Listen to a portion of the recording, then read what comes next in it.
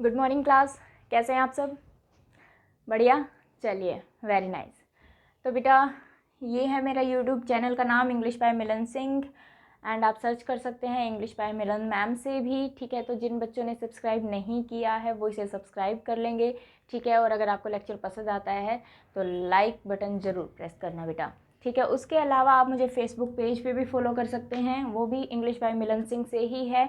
आप user name से भी सर्च कर सकते हैं, दैट इज़ इंग्लिश बाय मिलन सिंह से, ओके। और आप मुझे टेलीग्राम चैनल पे भी सब्सक्राइब कर सकते हैं, उसका लिंक जो है आपको डिस्क्रिप्शन में मिल जाएगा नीचे, ठीक है। जहाँ पे डिस्क्रिप्शंस देते हैं हम यूट्यूब चैनल में, उसमें आपको टेलीग्राम चैनल का लिंक मिल जाएगा बेटा। इन पे मैं वीडियोस डालती रहती हूँ, कुछ कॉन्सेप्ट्स पे क्वेश्चन डाल के और उस पर कॉन्सेप्ट क्लियर करती हूँ वीडियो एक्सप्लेनेशन के साथ। तो आप यहाँ पे फॉलो कर, फेसबुक पे फॉलो कर सकते हैं और टेलीग्राम पे भी सब्सक्राइब कर सकते हैं। तो वहाँ से आपको वो मैटर भी मिल जाएगा, वहाँ से आपके ये जो छोटे छोटे कॉन्सेप्ट्स हैं वो भी क्लियर होते चलेंगे, ठीक है बेटा। ओके, चलिए तो आज का लेक्चर स्टार्ट करते हैं। तो कल बेटा हमने क्या पढ़ लिया था? कल हमने स्टार्ट कर दिया था प्रेजेंट इंडेफिनिट टेंस, और प्रेजेंट इंडेफिनिट टेंस का बेटा हमने एफर्मेटिव सेंटेंस के बारे में जान लिया था, उसका बेसिक स्ट्रक्चर, ठीक है। और उसमें मैंने आई के बारे में आपको दो बातें बताई थी कि आई अगर स्पीकर है तो हम उसके साथ वर्ब की फर्स्ट फॉर्म यूज़ करते हैं, और आई अगर अदर देन स्पीकर है तो हम उसके साथ वर्ब की फर्स्ट फॉर्म या फिर एस यूज़ करते हैं, ठीक है बेटा। तो आज का लेक्चर शुरू करने से पहले मैं आपको 2-3 सेंटेंस लिख रही हूँ, आपको ये बताना है कि कौन सी वर्ब यूज़ होगी, ओके। चलिए बताइए बेटा, अगर मैं बोलूँ कि I is am a teacher, I is am a teacher, okay. Next sentence देखिए, नेक्स्ट सेंटेंस क्या कह रहा है? अगर मैं बोलूँ कि I is am the name of my friend, I is am the name of my friend, ठीक है, क्लियर है? ओके, नेक्स्ट सेंटेंस लिखिए, आई इज या फिर am a letter, I is या फिर एम अ लेटर। तो बेटा सॉल्व करने की कोशिश कीजिए कि आई के साथ आप क्या लगाएंगे। अब नॉर्मली हम क्या पढ़ के चलते हैं बेटा कि आई के साथ एम यूज़ होते हैं, यही पढ़ते हैं ना, ठीक है। बुक्स में भी हमें यही मिलता है कि आई के साथ क्या यूज़ होता है, एम यूज़ होता है। अब मुझे सेंस के अकॉर्डिंग जो चीज़ मैंने आपको कल बताई थी आई के बारे में, वही रूल आप यहाँ पे फॉलो कीजिए बेटा, वही सेंस आप यहाँ पे फॉलो कीजिए, तो आपको समझ में आएगा कि हमेशा ही आई के साथ एम नहीं आएगा।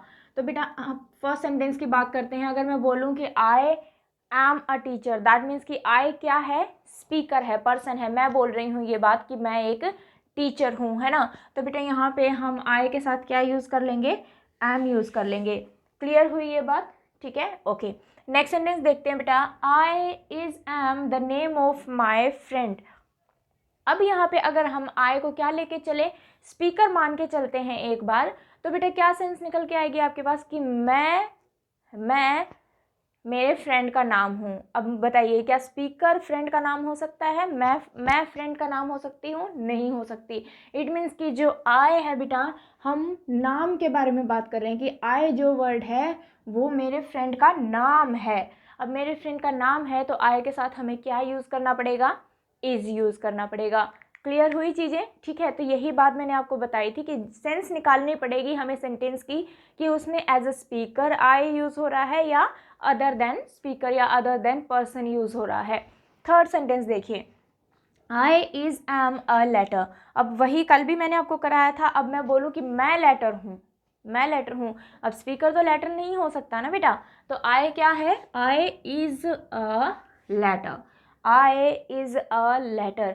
यहाँ से एक चीज़ और बता दूँ मैं आपको कि आई को ये रट्टा मत मारना बेटा कि आई हमेशा ही प्रोनाउन होता है, आई हमेशा ही प्रोनाउन होता है बेटा। आई हमेशा प्रोनाउन नहीं कह सकते हम उसको, किसी भी चीज़ को हम एग्जैक्टली ये नहीं कह सकते कि ये है, हमें ये चेक करना पड़ता है बेटा कि वो सेंटेंस में किस तरीके से यूज़ हो रहा है, क्योंकि आगे भी आपके पास बहुत सारे ऐसे वर्ड्स आएंगे कि जो प्रीपोजिशन का भी काम कर रहा होगा, कंजंक्शन का भी काम कर रहा होगा, ठीक है। तो बेटा ये डिफरेंस हमें समझ कैसे आएगा, जब हम सेंटेंस के सेंस निकालेंगे और हमें उसका बेसिक पता होगा कि हाँ एग्जैक्टली सेंटेंस में वो कहना क्या चाह रहा है।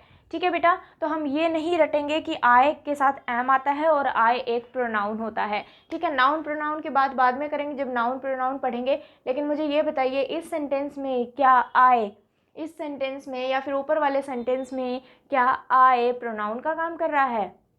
नहीं बेटा, नाउन की तरह यूज़ हो रहा है। ठीक है, क्योंकि जब मैंने खुद के नाम को रिप्लेस किया कि आई एम अ टीचर, अगर मैं बोलती मिलन इज़ अ टीचर तो मिलन क्या हो गया? नाम हो गया किसी का, और नाम को हम क्या बोलते हैं बेटा? नाउन बोलते हैं। उस मिलन को मैंने किससे रिप्लेस कर दिया? आई से रिप्लेस कर दिया। ठीक है, मिलन को किससे रिप्लेस कर दिया? आई से रिप्लेस कर दिया। और आई से रिप्लेस कर दिया बेटा अगर मैंने, तो दैट मीन्स कि वो प्रोनाउन है, क्योंकि यही कहते हैं कि जो चीज़ जो संज्ञा को रिप्लेस करती है उसी को हम क्या कहते हैं? सर्वनाम कहते हैं या प्रोनाउन कहते हैं। अब मुझे ये बताइए बेटा, इस सेंटेंस में देखिए मैंने कहा I is the name of my friend, मेरे फ्रेंड का नाम ही आई है। अब आई क्या आपने किसी नाम से रिप्लेस किया है? नहीं, आई खुद ही नाम है एक। तो बेटा यहाँ पे जो आई है वो क्या हो जाएगा? नाउन हो जाएगा। ऊपर वाले में तो ये प्रोनाउन है क्योंकि मैंने एक नाम से इसको रिप्लेस कर दिया, लेकिन ये दूसरे और तीसरे सेंटेंस की अगर हम बात करें बेटा, तो यहाँ पे ये किसका काम कर रहा है? नाउन का काम कर रहा है, क्योंकि हमने किसी भी नाउन से इसको रिप्लेस नहीं किया है। ठीक है, तो ये लॉजिक भी आप यहाँ पे लगा सकते हैं। क्लियर है बेटा? अगर स्पीकर वाला कॉन्सेप्ट किसी को नहीं समझ आया है या नहीं हजम हो रहा है कि नहीं ऐसा नहीं हो सकता, तो आप नाउन और प्रोनाउन के तरीके से भी आय को देख सकते हैं कि वो एज अ नाउन यूज़ हो रहा है या एज अ प्रोनाउन यूज़ हो रहा है। क्लियर है बेटा सभी को यहाँ तक? Very nice. चलिए अब बात करते हैं बेटा आगे। ये नोट डाउन कर लेना, इसके स्क्रीनशॉट ले लो ताकि आप इसको नोट कर सकें, देन आगे बात करते हैं। चलिए ग्रेट।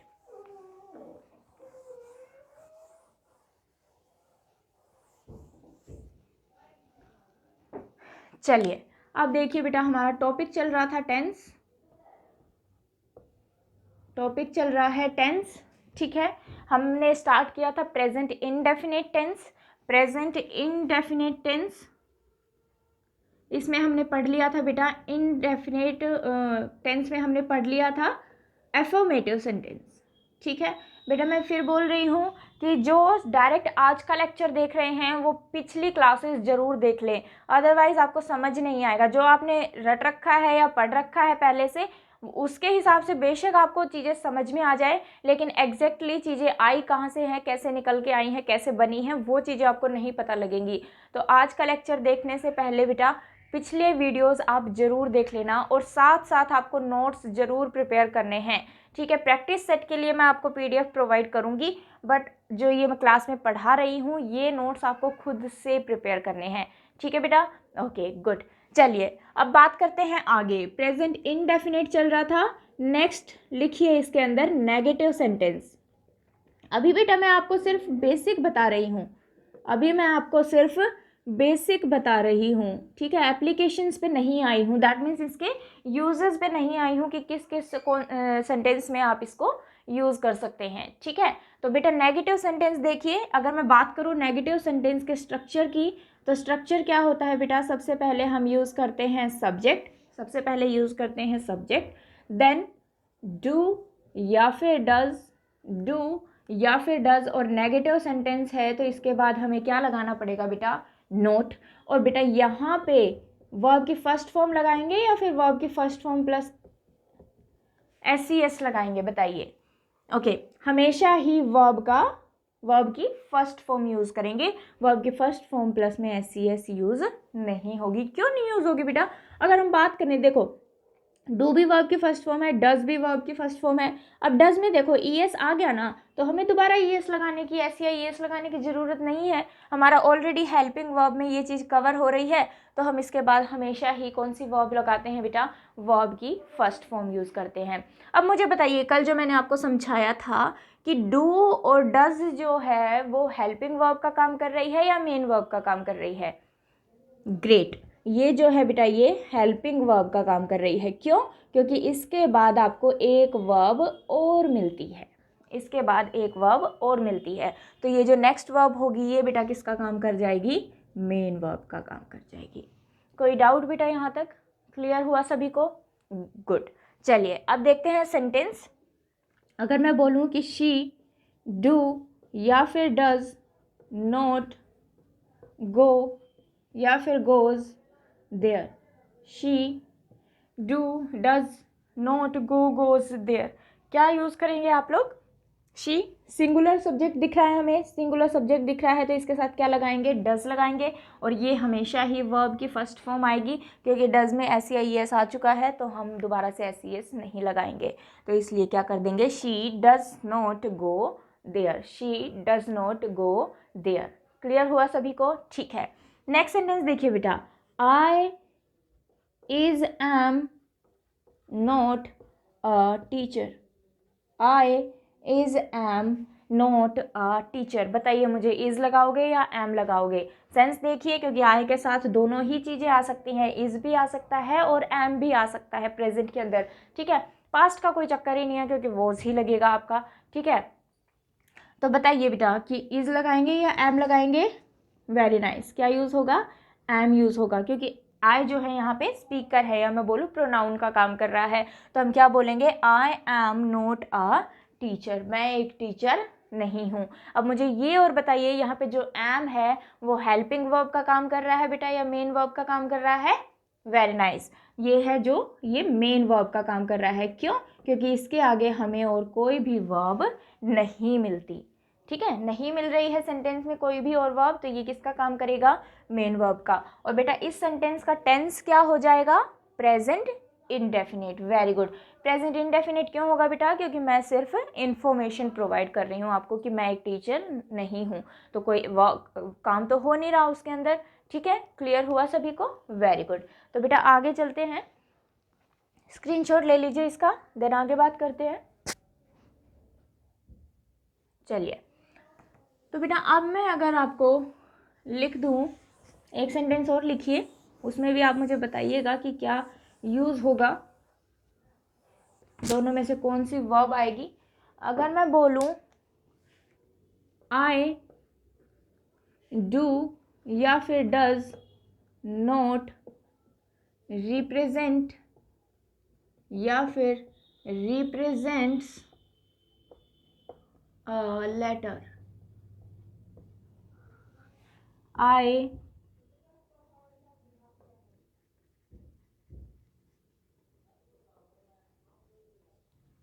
डू या फिर does not represent represents a letter, क्या क्या यूज़ करेंगे बेटा?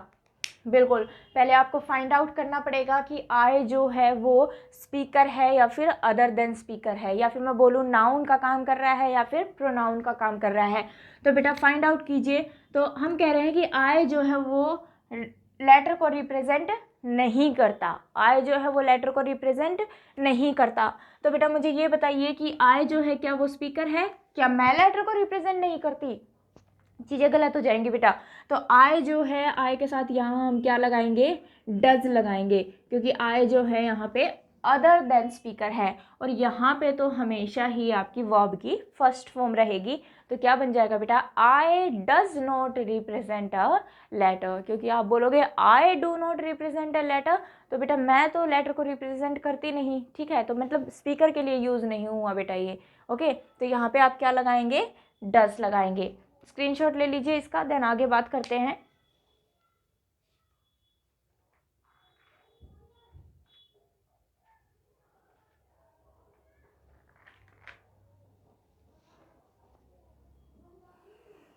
क्लियर सभी को? ओके, एक सेंटेंस और बताइए इसी में। अगर मैं आपको बोल दूं आई डू या फिर डज नॉट, सेम सेंटेंस है, रिप्रेजेंट या फिर रिप्रेजेंट्स कॉन्सोनेंट, कॉन्सोनेंट। ठीक है, तो बेटा आप ध्यान देंगे तो आई जो है वो दोनों ही केस में स्पीकर के लिए यूज़ नहीं हो रहा, तो इसमें भी बेटा आप क्या करेंगे? डज करेंगे और वर्ब की फर्स्ट फॉर्म यूज़ करेंगे। कोई डाउट बेटा यहाँ तक? क्लियर हुआ सभी को? Very nice. तो ये था बेटा आपका नेगेटिव का स्ट्रक्चर, नेगेटिव का स्ट्रक्चर नोट डाउन कर लिया? ओके, तो अब बात करते हैं बेटा थर्ड, मैंने आपको बताया था interrogative sentence, interrogative sentence, interrogative interrogative sentence, interrogative sentence, interrogative sentence. अब इंटेरोगेटिव सेंटेंस में क्या होता है बेटा, एक बार मैं आपको अफर्मेटिव का सेंटेंस लिख के दे रही हूँ, दैट मीन्स कि सब्जेक्ट प्लस में वर्ब की फर्स्ट फॉर्म प्लस में वर्ब की फर्स्ट फॉर्म या फिर वर्ब की फर्स्ट फॉर्म प्लस में SES एंड उसके बाद कुछ भी आ सकता है। ये एफर्मेटिव का सेंटेंस था आपका, ठीक है, ओके। तो अब देखिए बेटा, अगर मैं बात करूँ यहाँ पे तो हमारे पास सिर्फ मेन वर्ब आ रही है। एक चीज़ ध्यान रखना इंटेरोगेटिव के लिए कि इंटेरोगेटिव बेटा हमेशा हेल्पिंग वर्ब से बनता है। इंटेरोगेटिव सेंटेंस के लिए आपको हेल्पिंग वर्ब चाहिए ही चाहिए। डायरेक्ट आप मेन वर्ब से क्वेश्चन नहीं बना सकते, डायरेक्ट मेन वर्ब से क्वेश्चन नहीं बना सकते, तो आपको हेल्पिंग वर्ब इसके लिए रिक्वायर्ड होगी ही होगी। तो अब देखिए बेटा, मेरे पास यहाँ पे क्या है, मेन वर्ब है, और मेन वर्ब है तो भाई मेन वर्ब से तो मैं क्वेश्चन नहीं बना सकती। तो अब हमें ये चेक करना पड़ेगा बेटा कि हम हेल्पिंग वर्ब क्या यूज़ करेंगे प्रेजेंट इंडेफिनिट के अंदर। तो बेटा हम नेगेटिव सेंटेंस में हेल्पिंग वर्ब क्या यूज़ कर रहे थे, डू या फिर डज। हेल्पिंग वर्ब क्या यूज़ कर रहे थे हम नेगेटिव सेंटेंस में, डू या फिर डज। तो बेटा क्वेश्चन बनाने के लिए हम यही यूज़ करेंगे, डू या फिर डज, किसके अंदर, प्रेजेंट इंडेफिनिट के अंदर। और डू या डज आ रहा है तो इसके बाद जो हमें वर्ब मिलेगी बेटा वो हमेशा ही कौन सी मिलेगी, वर्ब की फर्स्ट फॉर्म हम यूज़ करेंगे। समझ में आया सभी को, ठीक है। तो बेटा इसमें हम क्या करें, अगर मैं इसको इस तरीके से लिख दूं कि सब्जेक्ट प्लस में एक जनरल फॉर्मूला अगर मैं लिखूं हेल्पिंग वर्ब के लिए, तो बेटा क्या बनता है, सब्जेक्ट प्लस में हेल्पिंग वर्ब प्लस में मेन वर्ब और उसके बाद चाहे आपके पास कुछ भी हो, ठीक है। तो अब मुझे इससे क्वेश्चन बनाना है बेटा एफर्मेटिव से, तो मैं क्या करती हूँ, सिर्फ ये जो हेल्पिंग वर्ब है ना बेटा इसको आगे कर देती हूँ, दैट मीन्स कि सबसे पहले लिख दूंगी, सब्जेक्ट से भी पहले लिख दूंगी।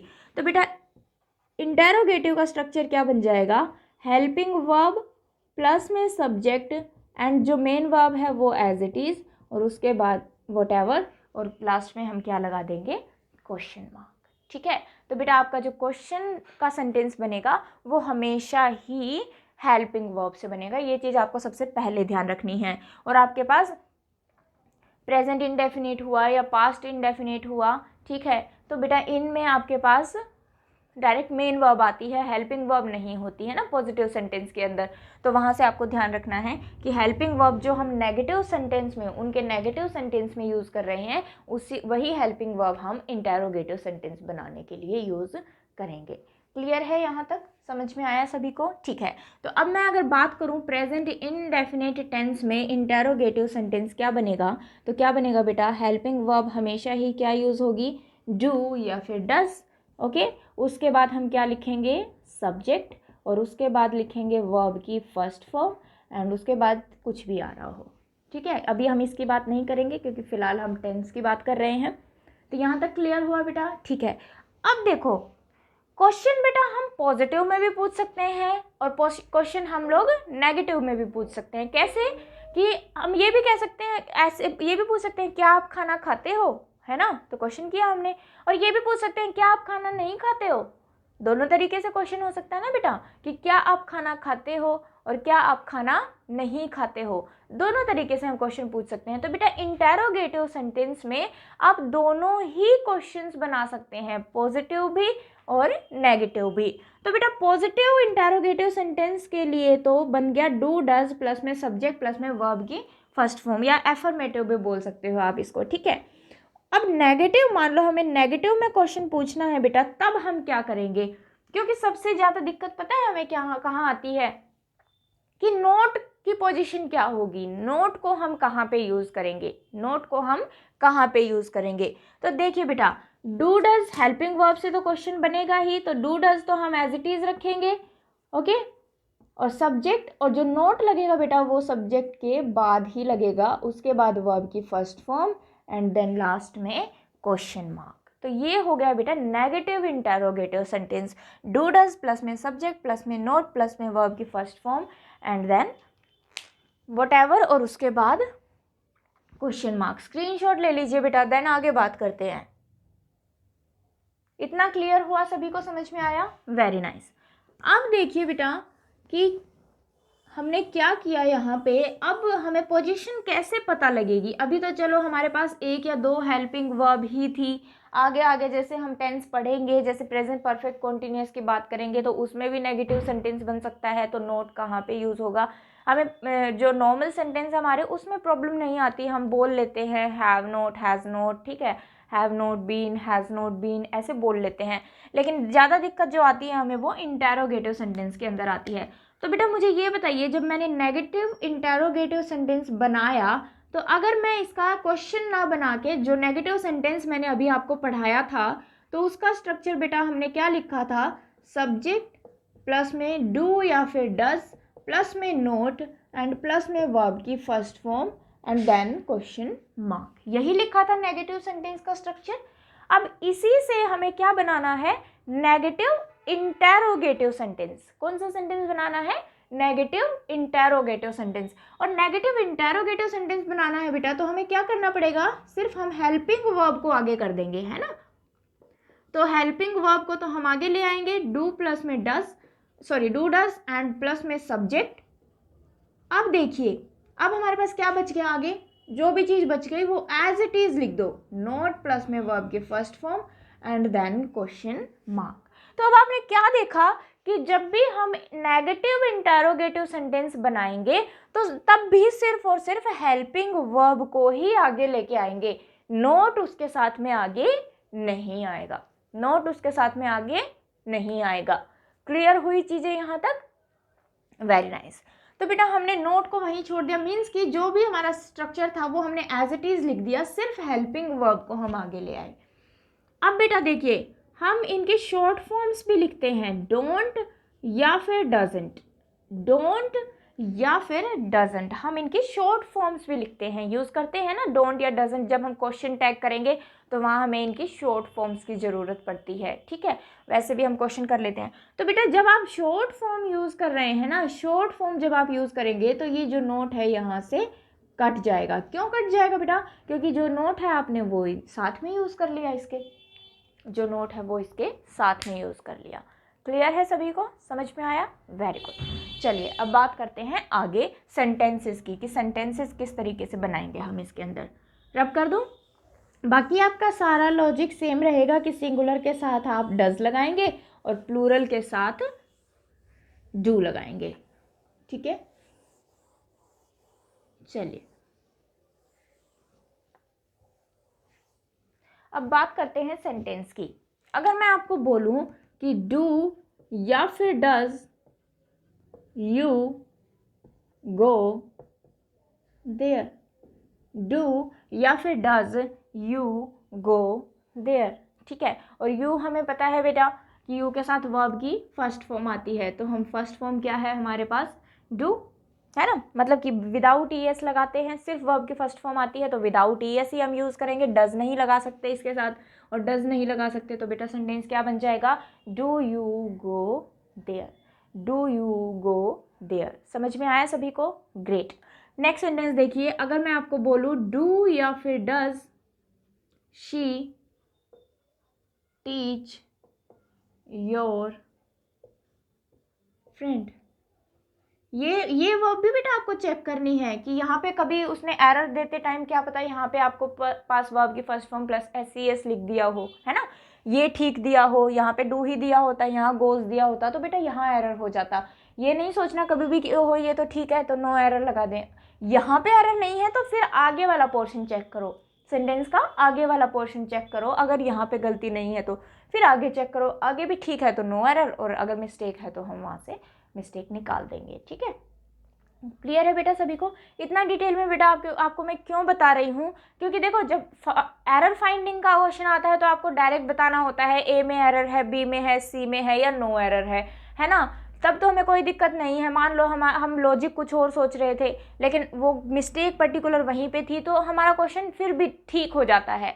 लेकिन अगर हमारा क्वेश्चन जो है वो सेंटेंस इम्प्रूवमेंट में आ गया, दैट मीन्स कि वो आपको अंडरलाइन करके दे दे कि भाई ये बताइए इसको कैसे इम्प्रूव करेंगे, दैट मीन्स उसमें गलती हो भी सकती है और नहीं भी।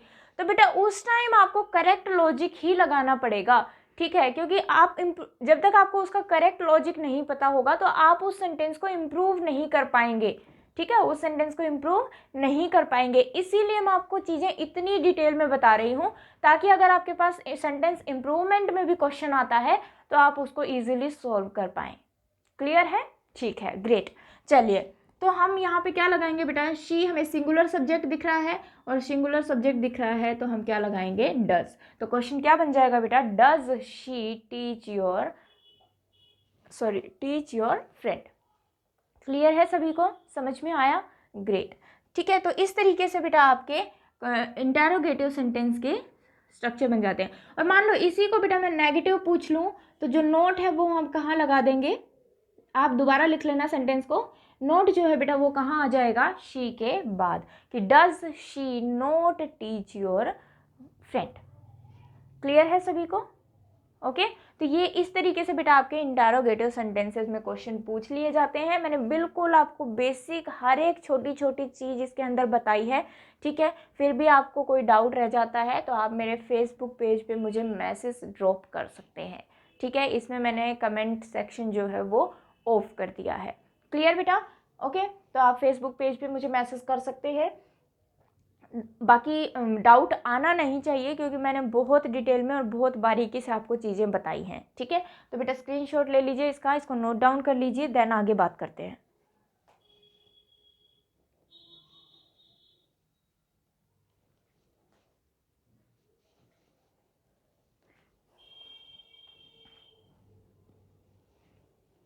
क्लियर? चलिए, तो बेटा ये तो बात थी आपके ग्रामर पोर्शन की, ठीक है। इसकी एप्लीकेशंस बेटा हम कल स्टार्ट करेंगे, एप्लीकेशंस जो है वो हम कल स्टार्ट करेंगे। अब बेटा मैं आपको थोड़ी सी स्पेलिंग्स कराने जा रही हूँ। स्पेलिंग करेक्शन का क्वेश्चन भी आपसे एग्ज़ाम में पूछा जाता है, स्पेलिंग करेक्शन का क्वेश्चन भी आपसे एग्ज़ाम में पूछा जाता है। वोकैब पोर्शन से करा रही हूँ बेटा मैं आपको ये, ठीक है। तो थोड़ा थोड़ा मैं आपको वोकैब पोर्शन भी बताती रहूँगी साथ में। ओके, पीडीएफ देने का बेटा मुझे कोई बेनिफिट नहीं लगता है वोकैब पोर्शन का, क्योंकि जब तक मैं आपको समझा के चीज़ें नहीं कराऊंगी तो वो याद नहीं रहेंगी। और बेटा पीडीएफ मुझे पता ही है आपको नेट पे बहुत सारी मिल जाएंगी, कहीं से भी आप डाउनलोड कर सकते हैं, ठीक है। लेकिन अगर आपको उनको याद रखने का तरीका नहीं पता या आप उनको याद नहीं कर पा रहे हैं तो फिर पीडीएफ का कोई बेनिफिट नहीं है। तो बेटा यहाँ पे जो भी मैं आपको वोकैब पोर्शन कराऊंगी आप उसको भी नोट करते हुए चलना, तो यहाँ से आपकी वोकैब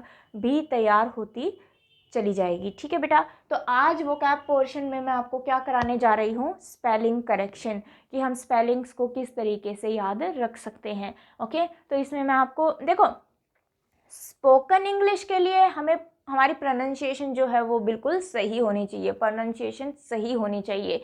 लेकिन बेटा मैं स्पेलिंग करेक्शन करा रही हूँ, ठीक है। आप ये मत सोचना कि मैम इसको सही प्रोनाउंस नहीं कर रही हैं, ठीक है। क्यों? क्योंकि बेटा मैं आपको स्पेलिंग याद करने के लिए वो तरीका बता रही हूँ, ठीक है। ये नहीं कि जब भी आप इंग्लिश को बोल रहे हैं तब भी आप उस वर्ड को वैसे ही बोल देंगे, नहीं, फिर वो आपका गलत हो जाएगा, ठीक है। तो स्पोकन इंग्लिश के लिए बेटा आपकी प्रोनाउंसिएशन सही होनी चाहिए। लेकिन जब मैं स्पेलिंग करेक्शन करा रही हूँ, मतलब स्पेलिंग का पोर्शन आपको करा रही हूँ बेटा, तो स्पेलिंग को याद करने के लिए हो सकता है मैं उसकी प्रोनाउंसिएशन आपको किसी और तरीके से बताऊँ कि इस स्पेलिंग को याद रखने के लिए आप इसको इस तरीके से बोल सकते हैं। क्लियर है? लेकिन स्पोकन इंग्लिश में आप वो चीज़ें वैलिड नहीं होंगी। मैं सिर्फ स्पेलिंग करेक्शन के लिए बात कर रही हूँ बेटा। तो आगे कभी जब मान लो मैं ग्रामर पोर्शन आपको करा रही हूँ और वो वर्ड फिर से आ गया तो मैं उसको करेक्ट ही प्रोनाउंस करूँगी, ठीक है, करेक्ट ही बोलूँगी उसको। तब आप ये मत सोचना कि मैम ने वहाँ तो इसकी प्रोनाउंसिएशन ये बताई थी अब ये बता रही हैं। तो बेटा यहाँ पे सिर्फ मैं आपको स्पेलिंग करेक्शन, स्पेलिंग को करेक्ट करने के लिए हो सकता है कि उसको वर्ड को तोड़ तोड़ के मैं आपको बता दूं कि आप ऐसे याद रख सकते हैं इसको, ठीक है। तो बेटा लेकिन जब ग्रामर कराऊंगी तो उसकी जो प्रोनाउंसिएशन होगी मैं आपको उसी में बोलूँगी। क्लियर है? तो उन दोनों चीज़ों को आप मिक्स मत कर देना कि यहाँ पे मैम स्पेलिंग कराते हुए मैम ने कुछ और उसको वर्ड को प्रोनाउंस किया था और अब कुछ और बता रही हैं, ठीक है। तो बेटा ग्रामर में जो मैं आपको कराऊंगी वो करेक्ट प्रोनाउंसिएशन करेक्ट होगी, लेकिन स्पेलिंग करेक्शन में हो सकता है स्पेलिंग याद करने के लिए मैं उसकी प्रोनाउंसिएशन थोड़ी सी चेंज कर दूँ। क्लियर है? ठीक है, तो आज की बेटा पहली स्पेलिंग करते हैं। सब बच्चे बेटा अपनी नोटबुक में जैसे ही मैं वर्ड बोलूँगी तो आप अपनी नोटबुक में ज़रूर लिखेंगे, देन उसके आगे अगर आपने गलत लिखी है तो उसके आगे सही करके लिखेंगे। बेटा जब तक आप अपने हाथ से खुद से स्पेलिंग नहीं लिखोगे ना, तब तक आपको ये नहीं पता लगेगा कि आप लिखने में मिस्टेक कहाँ कर रहे हैं। मान लो जो मैं वर्ड अब बोलूँगी आपने लिखा, उसमें मान लो आपने एक लेटर की गलती कर दी, एक अल्फ़ाबेट आपका गलत हो गया वर्ड लिखते टाइम, तो बेटा जब आप लिखोगे तभी तो आपको पता लगेगा ना कि आपने गलती करी है और कहाँ गलती की है। लेकिन अगर आप लिखेंगे ही नहीं तो आपको पता ही नहीं चलेगा कि आपने गलती कहाँ की। तो बेटा जैसे ही मैं वर्ड बोलूँगी पहले आप खुद से लिखेंगे उसको और फिर आप मैच करेंगे यहाँ पे कि आपने वो स्पेलिंग करेक्ट लिखी है या नहीं। और अगर करेक्ट नहीं लिखी है तो जो आपने गलत लिखी है उसी के सामने करेक्ट लिख लेना। तो आपको ये पता रहेगा कि मैंने ये स्पेलिंग लिखी थी जिसमें ये गलती थी और इसकी करेक्ट स्पेलिंग जो है वो ये है। क्लियर बेटा? ठीक है, तो आज की पहली स्पेलिंग लिखिए बेटा। इंग्लिश पढ़ा रही हूँ तो इंग्लिश से ही स्टार्ट करते हैं। सबसे पहली स्पेलिंग लिखेंगे ग्रामर। स्पेलिंग लिखिए सबसे पहली ग्रामर। लिख ली बेटा सभी ने? चलिए अब देखिए कि स्पेलिंग क्या होगी। GRAMMER। मिस्टेक पता है बेटा क्या होती है? लिखते ये हैं हम लोग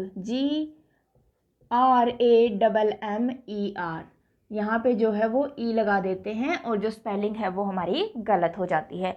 तो ध्यान रखेंगे बेटा ग्रामर में दोनों ही ए आते हैं। ग्रामर में दोनों ही ए आते हैं। क्लियर है सभी को? याद रहेगा? ठीक है, वेरी नाइस। चलिए अब नेक्स्ट स्पेलिंग पे चलते हैं। तो नेक्स्ट स्पेलिंग लिखिए बेटा एम्बेसडर। एम्बेसडर, एम्बेसडर का मतलब क्या होता है बेटा? राजदूत। एम्बेसडर का मतलब क्या होता है? राजदूत। ठीक है, आपने सुना भी होगा ना कि इंडियन एम्बेसी, पाकिस्तान एम्बेसी, ठीक है, अमेरिकन एम्बेसी। उसका मतलब क्या है कि अमेरिका के जो राजदूत हैं वो इंडिया में आके रह रहे हैं, अमेरिका को रिप्रेजेंट कर रहे हैं इंडिया में आके। ठीक है, ऐसे ही हमारे कंट्री की एम्बेसी दूसरे कंट्री में होती है, तो दैट मीन्स कि हमारी कंट्री को वहाँ पे रिप्रेजेंट किया जा रहा है। किन के द्वारा? एम्बेसडर्स के द्वारा। और आपने सुना भी होगा कि अलग अलग ब्रांड के अलग अलग एम्बेसडर्स होते हैं, दैट मीन्स कि वो उनको रिप्रेजेंट करते हैं। ठीक है, तो लिखिए बेटा स्पेलिंग एम्बेसडर। तो इसको बेटा आप कैसे याद रख सकते हैं?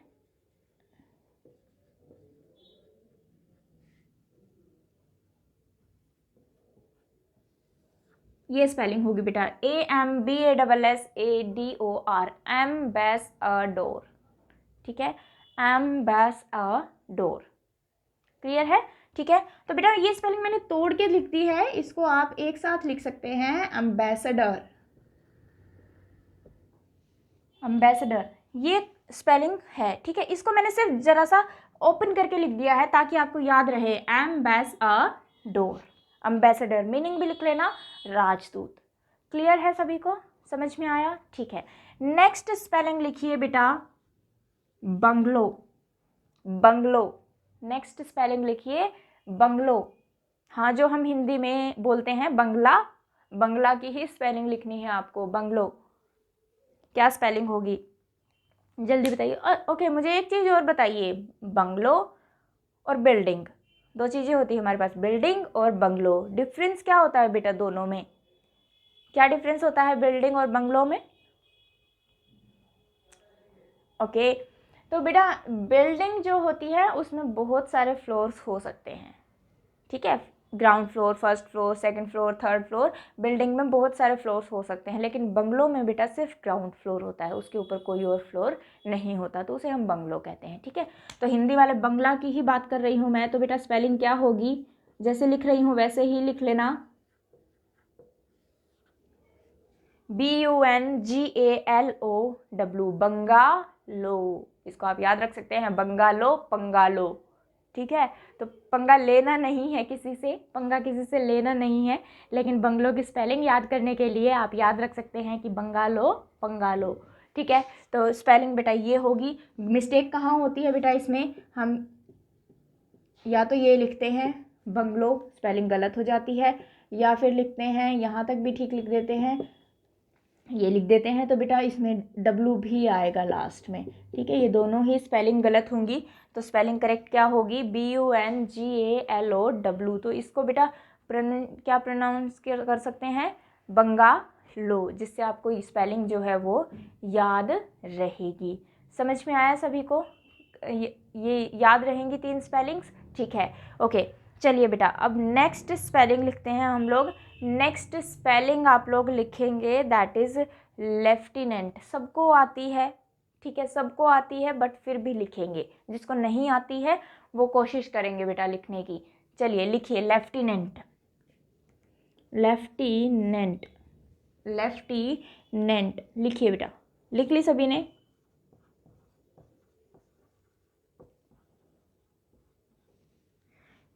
ये करेक्ट स्पेलिंग है बेटा लेफ्टिनेंट की। अब पढ़ने में क्या आ रहा है, ल्यूटिनेंट, लेकिन ल्यूटिनेंट नहीं होता बेटा। अब लेफ्टिनेंट इसकी प्रोनाउंसिएशन होती है, और लेफ्टिनेंट होती है तो हम इसमें क्या लिखने की कोशिश करते हैं, F लिखने की कोशिश करते हैं, और जो कि स्पेलिंग जो है बेटा वो हमारी गलत हो जाएगी।